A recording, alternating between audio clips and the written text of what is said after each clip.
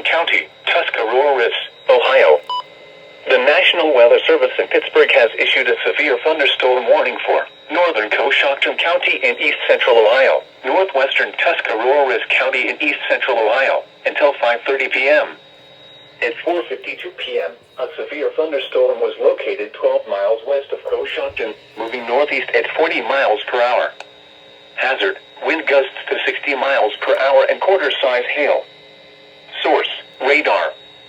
Impact, minor hail damage to vehicles is possible. Expect wind damage to trees and power lines, resulting in some power outages. Locations impacted include New Philadelphia, Coshocton, Cigar Creek, Tuscarawas, Baltic, Warsaw, Stone Creek, Nellie, Chile, Walponding, Leyland, Bakersville. This includes Interstate 77 in Ohio between mile markers 70 and 80. Move to an interior room on the lowest floor of a building.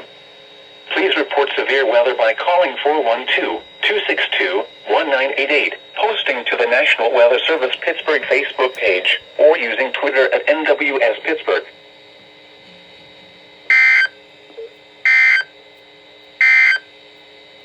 At 4 p.m.